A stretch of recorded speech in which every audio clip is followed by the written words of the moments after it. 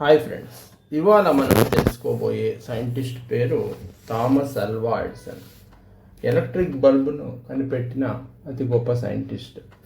ఈయన జీవితం అంత సులువుగా ఏమీ సాగలేదు.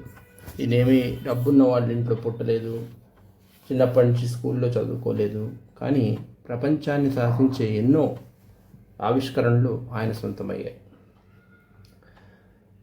థామస్ అల్వా ఎడిసన్ 1847, ఈ డేట్ గుర్తుపెట్టుకోండి. 1847 ఫిబ్రవరి 12న అమెరికాలో అమెరికాలో పుట్టాడు ఈయన. ఒహాయో రాష్ట్రంలో ఉన్న మిలాన్ అనే నగరంలో జన్మించారు.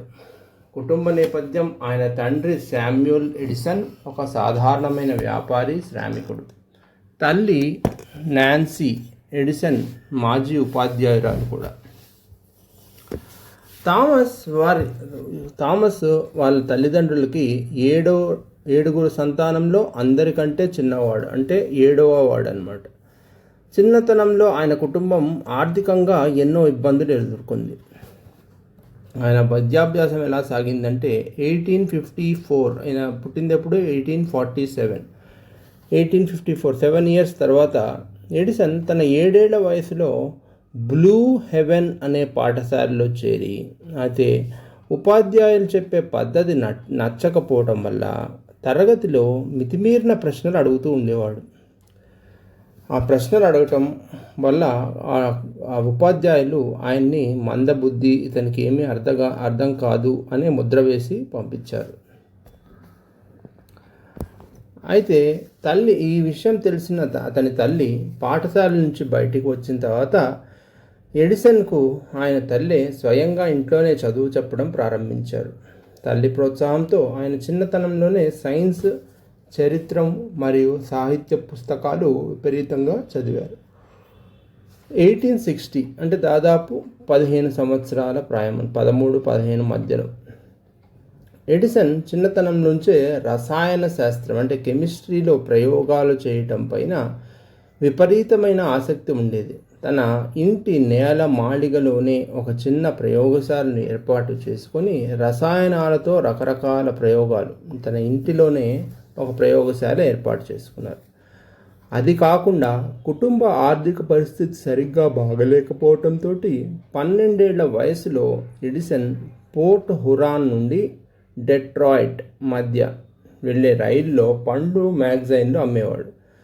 ఆ రైల్లోనే ఒక మూలన తన ప్రయోగ సామాగ్రిని పెట్టుకొని ప్రయోగాలు చేస్తూ ఉండేవాడు.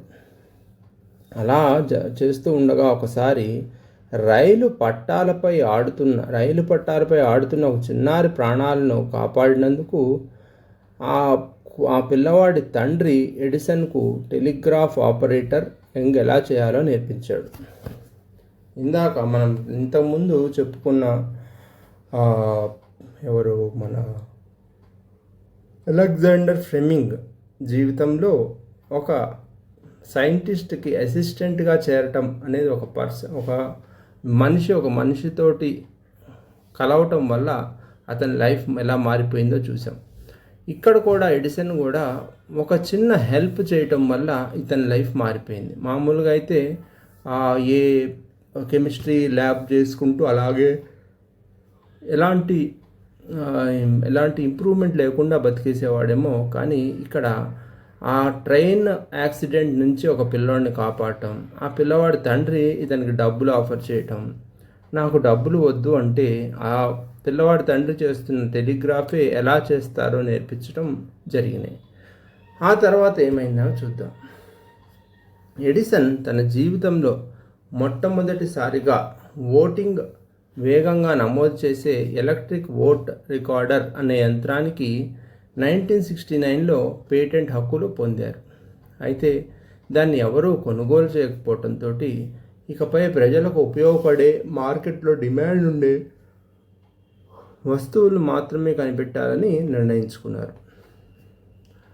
1876, ఇతను పుట్టింది 1847, 67, 77, దాదాపు 30 ఏళ్ళ ఏజ్లో మెన్లో పార్క్ ప్రాంతంలో ప్రపంచంలో మొట్టమొదటిసారి పారిశ్రామిక పరిశోధనా కేంద్రాన్ని, ఇండస్ట్రియల్ రీసెర్చ్ ల్యాబొరేటరీని ఏర్పాటు చేసుకున్నారు. దీన్ని ప్రజలు మెన్లో పార్క్ మాంత్రికుడు, ద విజార్డ్ ఆఫ్ మెన్లో పార్క్ అని పిలిచేవారు. మానవులతో మాటలను రికార్డు చేసి తిరిగి వినిపించే మొట్టమొదటి పరికరమైన ఫోనోగ్రాఫ్ను ఎడిసన్ కనుక్కున్నాడు 1877లో, 30 ఏళ్ళు దాదాపు. ఈ ఆవిష్కరణతోటి ఆయనకు ప్రపంచవ్యాప్తంగా అపారమైన కీర్తి ప్రతిష్టలు వచ్చినాయి.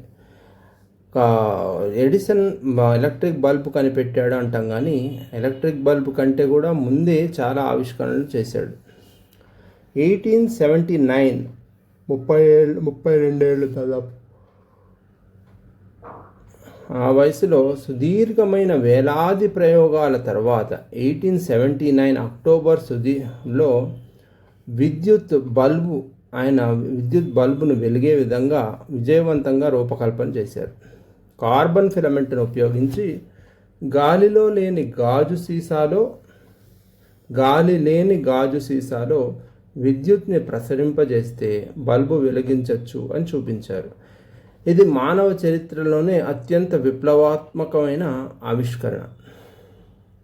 ఆ తర్వాత 1879 అయిపోయింది. 1880 నుంచి 1892 12 ఏళ్ల పాటు ఏం చేశారో చూద్దాం. కేవలం బల్బు కనుక్కోవటమే కాదు, ప్రజల ఇళ్లకు